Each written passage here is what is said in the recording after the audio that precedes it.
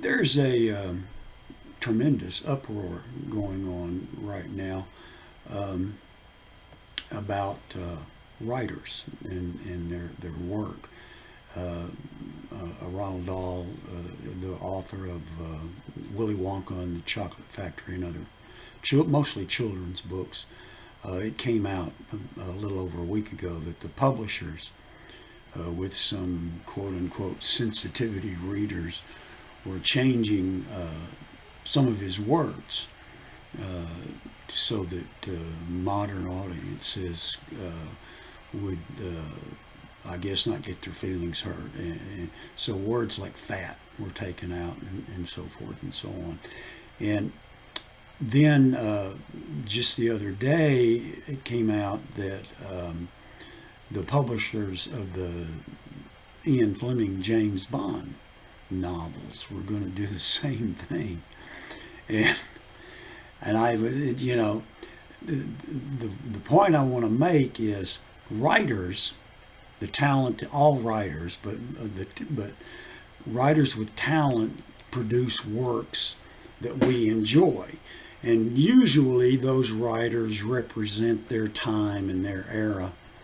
And some of them are timeless, like Shakespeare, although a lot of people can't get past the language, but what he wrote is amazing, but everything changed after him as far as drama and so forth. But anyway, when a writer like a William Faulkner or a Hemingway or Ian Fleming or Raymond Chandler, or just go down the list, they all create a world in their work.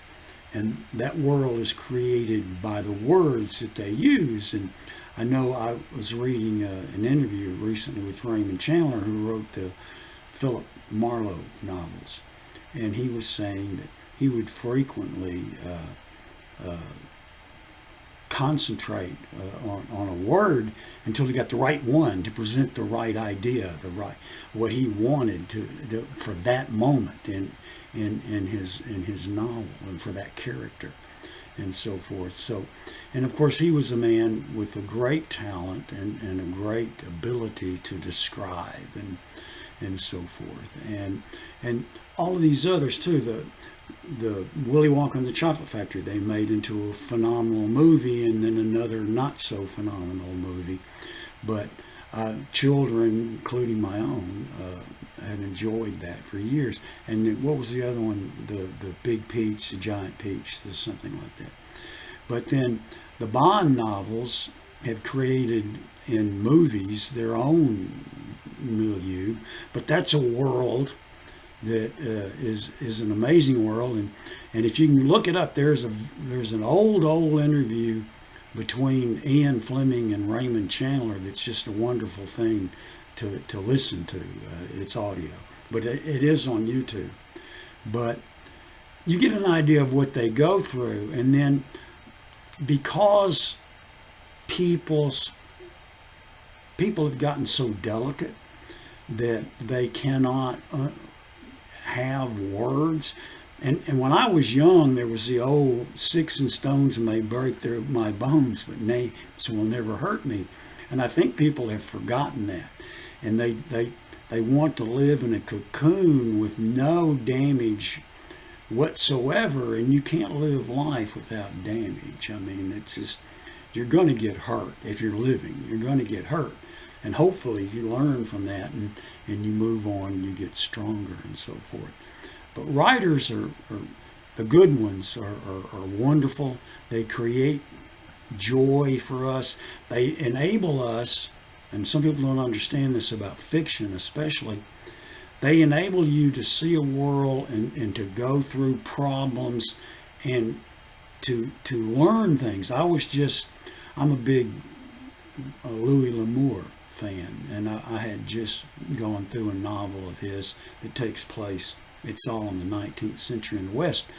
But in reading him, you get a tremendous feel for what the world was like then. It was a cruel world, but you watch what his characters go through and what they deal with, and you learn about that world and about the nature of that world, not just the nature of the world, but nature itself. He goes to a great deal of trouble to explain the physical aspect of that world.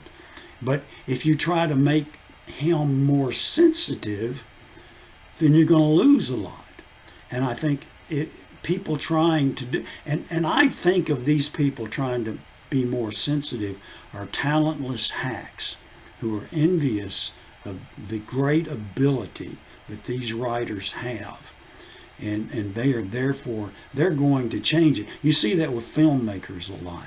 In my youth, I had delusions of being a screenplay writer, and I actually did have some meetings with some people.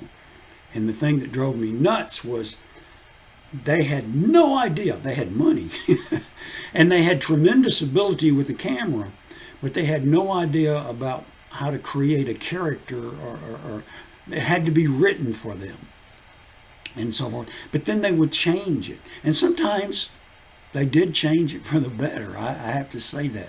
But most of the time, no. I still remember the novel To Kill a Mockingbird, and what most people, it was one of the few I have ever seen.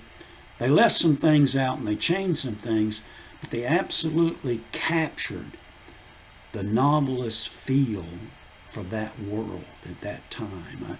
And being a creature of the small town South of the 50s, and that was from the 30s, but it hadn't changed that much. I was amazed that the filmmakers really got that right. But do not allow, and if you admire the Devon novels and any of the others, do not allow this to happen. I understand some of the e-books they've just automatically changed on some of that. So kick up a row, go out, say something. But anyway, y'all have a good day. Fight the good fight.